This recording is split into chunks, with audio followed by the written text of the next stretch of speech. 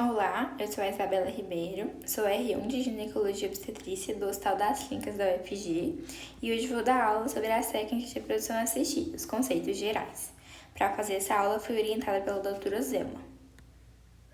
Esse é o roteiro da aula, vamos relembrar alguns conceitos de infertilidade, depois falar sobre coito programado, inseminação intrauterina, sobre a fertilização in vitro e a injeção intracitoplasmática de espermatozoides, sobre a síndrome de hiperestimulação ovariana e, por fim, sobre o artigo. Então, sobre a infertilidade, como já foi falado na última aula, é a ausência de gestação após 1 ano de relações sexuais regulares e sem contracepção. Ela é prevalente entre 6 a 12% dos casais e em 40% das causas são femininas, 40% masculinas e em 20% dos casos é uma causa de ambos os lados. Importante lembrar que a partir de 35 anos, a investigação deve ser realizada após 6 meses de tentativa de gestação sem sucesso. A Anvisa, ela exige o rastreio infeccioso de todos os casais que estão se propondo a realizar a técnica de reprodução assistida. Então, deve ser feito o teste para HIV 1 e 2, deve ser pesquisada hepatite B, por meio do HBS reagir do anti-HBC, rastreado hepatite C pelo anti-HCV e teste rápido para sífilis ou VDRL. Nos casos de doação de gametas, é recomendada também a realização da imunofluorescência ou ensaio imunoenzimático para clamídia, sorologia para gonorreia, HTLV 1 e 2, eletroforese de hemoglobinas, a sorologia para zika e também o cariótipo. O coito programado é a primeira técnica que a gente vai falar. Ele tem como objetivo, programar a relação sexual para o momento onde há maior chance de gestação. Nos locais onde não há disponibilidade do ultrassom, podemos observar a filância do muco cervical, que é a capacidade de formar fios, que ela é aumentada na fase estrogênica, que é a fase que precede a ovulação. Quando esses fios estão entre 8 a 10 centímetros, é a hora certa de ter a relação sexual, porque é quando a ovulação está próxima. Nos locais onde a gente pode monitorizar por ultrassom, no dia 2 do ciclo menstrual, o ultrassom deve ser feito para avaliar o basal daquela paciente, e a partir do dia 9, deve ser seguido em dias alternados ou diários até o folículo alcançar entre 17 e 25 milímetros. A partir desse horário, o coito deve ser programado para 35 horas após, que é o momento onde vai ocorrer a ovulação. Para potencializar o sucesso do coito programado, pode ser feita a indução da ovulação, por meio do HCG urinário ou recombinante. E 36 horas após a injeção desse HCG, a gente tem que vai ocorrer a ovulação. Então, o coito deve ser programado para 34 a 35 horas após o estímulo da ovulação. A inseminação intrauterina tem como objetivo aumentar a densidade de espermatozoides lá no local da fertilização e facilitar o encontro dos gametas no interior do aparelho genital feminino. É uma técnica relativamente simples, que não precisa de uma estrutura de laboratório complexa nem de ambiente cirúrgico. Tem um menor custo por procedimento e aparentemente causa menor impacto psicológico para o casal, por ser menos invasivo. E tem uma taxa de gestação de 8 a 22% em cada ciclo. Tem como indicações o fator cervical, o fator masculino leve, os problemas psicológicos ou físicos que impedem a relação sexual, como por exemplo o vaginismo.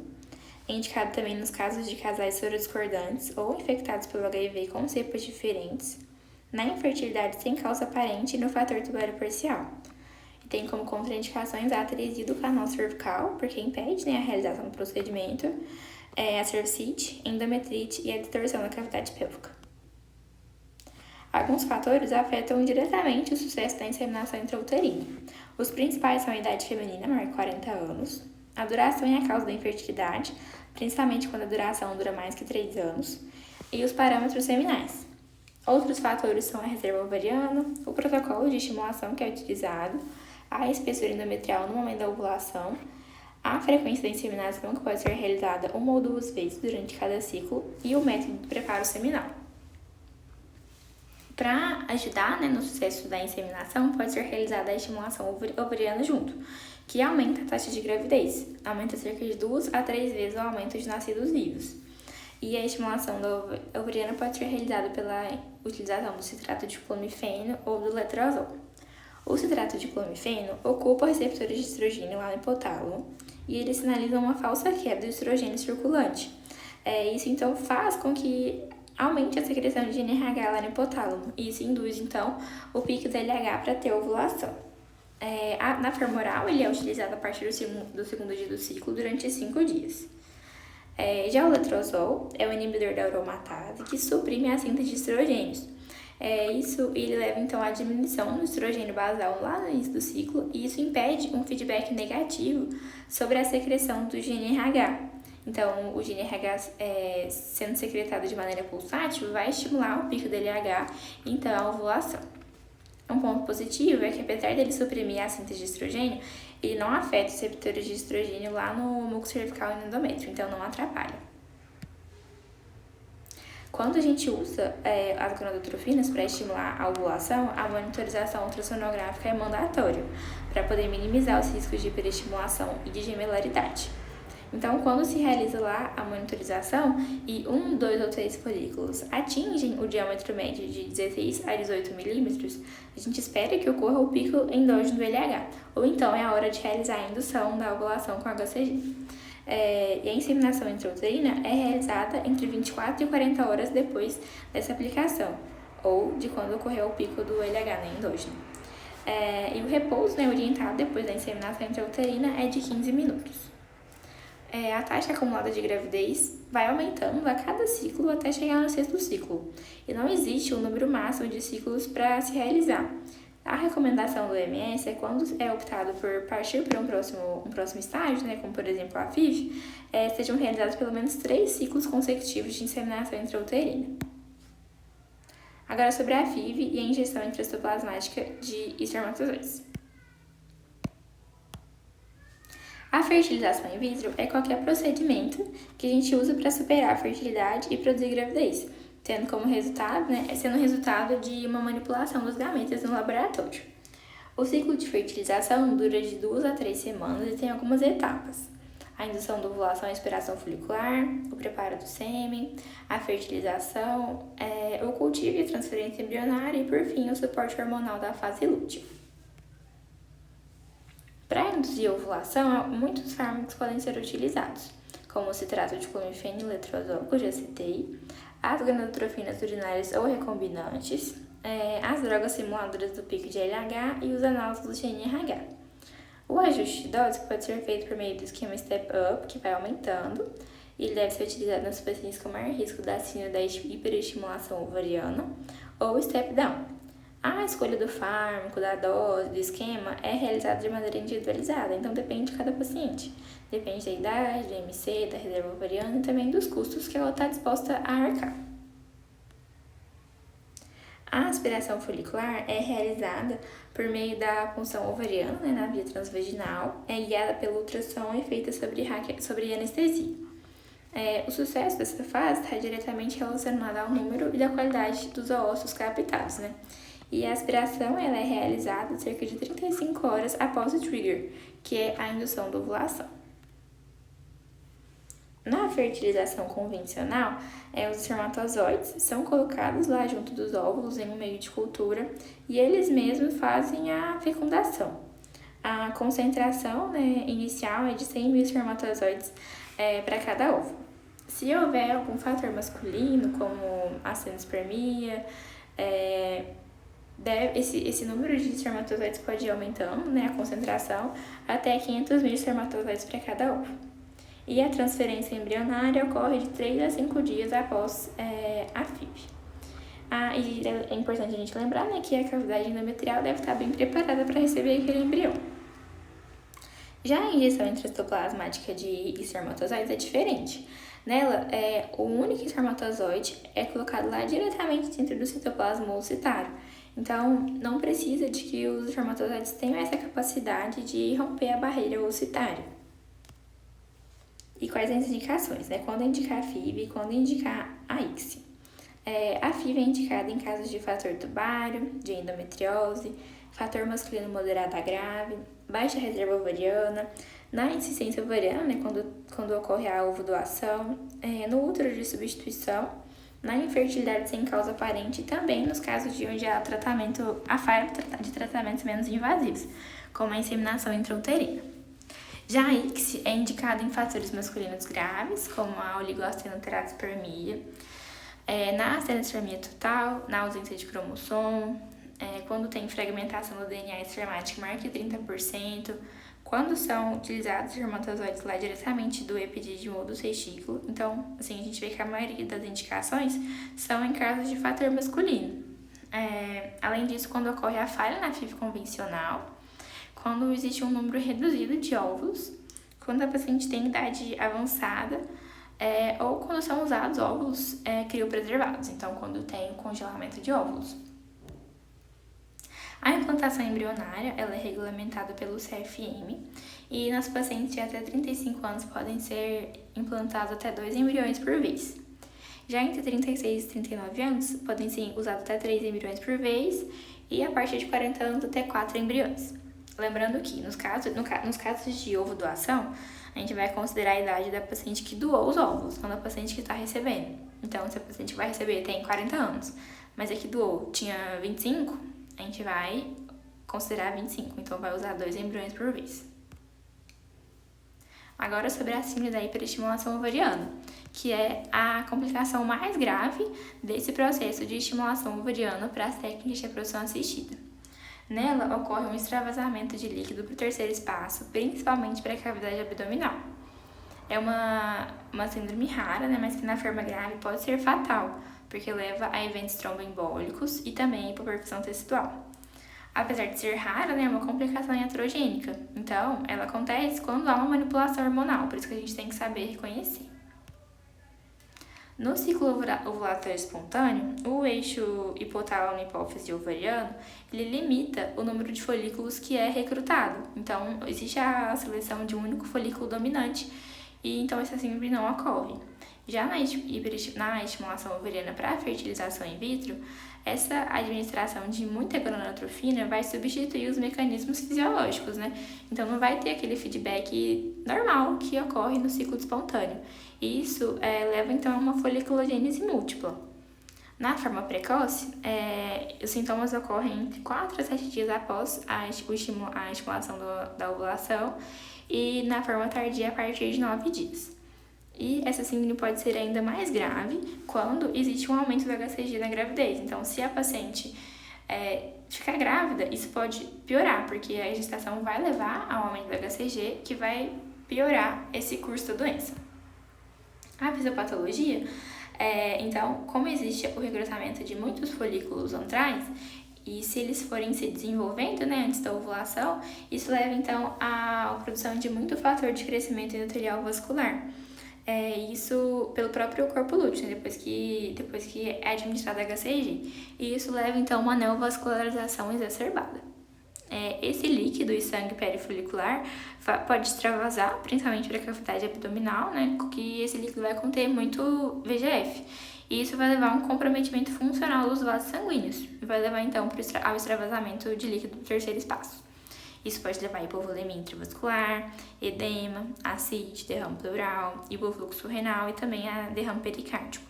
E consequências desastrosas, né, como insuficiência cardíaca, insuficiência renal, insuficiência hepática e insuficiência respiratória. Quais são os fatores de risco? As pacientes que já têm um histórico, né, de que isso já aconteceu antes, pacientes com síndrome dos ovários micropolicísticos, naquelas que têm uma concentração sérica basal de hormônio antimuleriano maior que 3,3 ou que tem mais que 8 folículos antrais, naquelas que têm mais que 20 folículos com mais que 10 milímetros de diâmetro, aquelas que têm uma concentração sérica de estradiol elevada ou que está aumentando rapidamente, naquelas que têm muitos ósseos que foram recuperados no mesmo ciclo de fertilização, nas pacientes que a gente usa o HCG ao invés de progesterona para fazer o suporte da fase lútea e também nos casos de gravidez, que vai ter uma produção de HCG mais sustentada.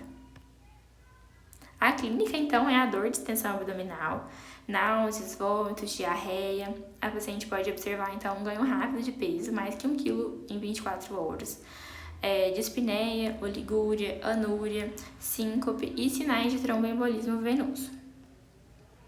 O manejo, então, depende muito do grau de sintomas. Nos sintomas leves, né, a gente vai recomendar evitar atividade física intensa e usar paracetamol para controle da dor e deixar sempre a paciente bem orientada sobre os sinais de alarme. Se os sintomas melhorarem, então tá resolvido. Já se não melhorar, se a gente tem que orientar a paciente a manter uma boa hidratação de pelo menos 2 litros de fluido por dia, continuar fazendo essa monitorização da quantidade de líquido que está ingerindo e da quantidade de urina que ela está tendo, né, da diurese. E a gente pode recomendar também a realização de ultrassom transvaginal, repouso, evitar, né, a atividade física e atividade sexual. E também a coldossentese pode ser indicada para remover um pouco daquela quantidade de líquido acítico. Se não houver a melhora dos sintomas, a gente pode avaliar então a internação. Quando que é indicada a internação? Nos casos em que os sintomas não estão melhorando, que a paciente não está conseguindo fazer a ingesta adequada de líquido, em uma concentração, então quando a hematócrito tiver maior que 55%, leucocitose maior que 25.000, creatina maior que 0,6, quando a analgesia oral não está sendo suficiente para melhorar os sintomas daquela paciente, quando tem hipotensão, ascite ou outras complicações, né, como dispneia. E a gente sempre deve contar com o auxílio de profissionais que estejam aptos para poder manejar essa síndrome. Então, a partir do momento que ela vai ser internada, o manejo é clínico, o manejo da ascite, o manejo de derrame pleural, até que a gente consiga fazer a eliminação daquele líquido extravasado. Agora sobre o artigo. O artigo que eu trouxe é o Obstetric and Perinatal Outcomes of In Vitro Fertilization and Natural Pregnancies in the Same Mother. Ele foi publicado na revista Fertility and Sterility, que é uma revista da Sociedade Americana de Medicina Reprodutiva. Ele foi publicado em 2021.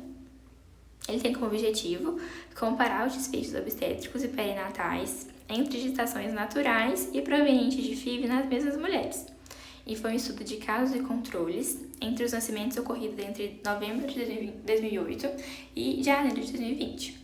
Eles pegaram todas as gestações, todos os nascimentos que ocorreram no hospital de Israel nesse período e foram selecionando, né? Os critérios de exclusão foram gestações múltiplas, gestações que levaram, né, em que ocorreu óbito fetal, em aborto, pacientes que não tinham pré-natal ou que a gente não sabia direito as informações, né, do pré-natal.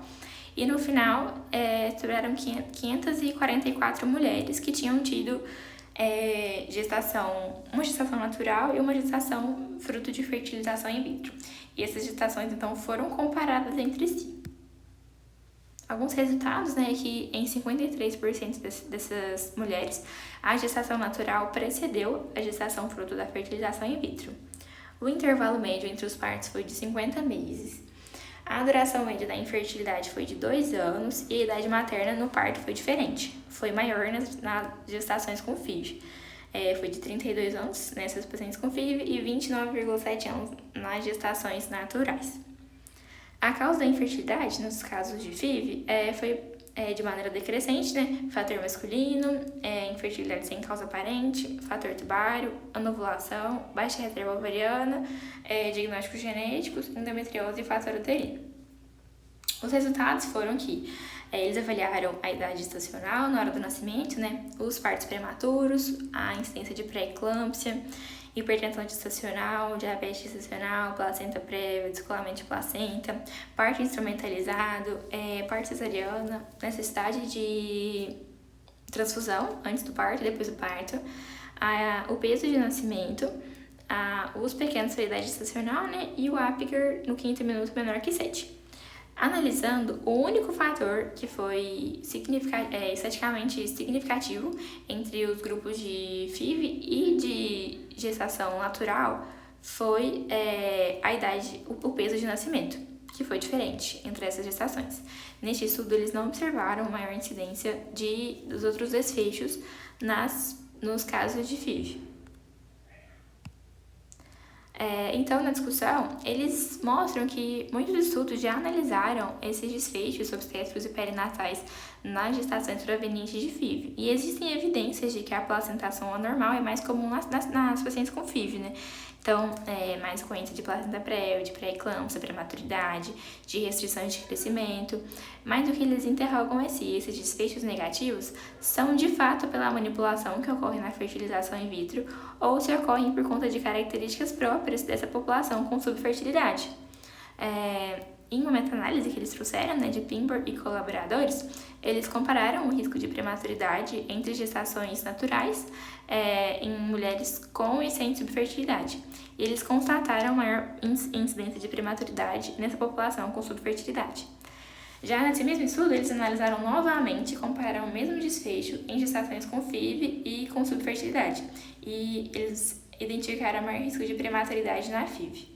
Então, tiveram como conclusão de que o risco de prematuridade parece aumentar entre essas populações com subfertilidade e também com fertilização in vitro. Alguns outros estudos investigaram a mesma coisa que esse estudo que eu trouxe, que foram os desfechos perinatais obstétricos em pacientes, nas mesmas pacientes que tiveram gestação natural e que fizeram fertilização in vitro. E nesses estudos que eles trouxeram para comparar, eles identificaram a maior incidência de prematuridade e baixo peso ao nascer nas gestações com FIV. Já nesse estudo que eu trouxe, só identificaram o menor baixo peso ao nascer. Nesse estudo que eles trouxeram para comparar também, a fertilização in vitro foi identificada como um fator isolado associado à placenta prévia. Mas tiveram como limitações nesses estudos comparativos que eles não avaliaram a doença hipertensiva, não avaliaram diabetes, não avaliaram o IMC e nem o tabagismo, que podem ser fatores confundidores desses desfechos ruins. No presente estudo que eu trouxe, eles têm algumas limitações, Eles apontam que o estudo não reflete toda a população com subfertilidade, porque eles pegaram pacientes que têm relativamente um melhor prognóstico, que fizeram FIV, mas que também tiveram gestações espontâneas, que não é o caso de todos os pacientes. Nesse estudo também, a maior parte das indicações de fertilização foi o fator masculino e a infertilidade sem causa aparente. E como o estudo durou muitos anos, durou 12 anos, algumas características da população podem ter mudado, como, por exemplo, a mudança de paternidade, e isso influencia diretamente, já que a maior parte das indicações de fertilização foi o fator masculino. Como conclusão, então, eles trouxeram que não houveram diferença entre os principais desfechos obstétricos entre gestações naturais e advindas da fertilização. E eles sugerem, então, que os desfechos negativos nessa população ocorram mais devido às características próprias das pacientes com subfertilidade do que, de fato, pela fertilização in vitro e a manipulação que ocorre no laboratório. Mas eles sugerem que outros estudos prospectivos sejam realizados e analisem desfechos mais raros que eles não analisaram de fato, como o descolamento prematuro de placenta, enfim. Essas são as minhas referências e obrigada.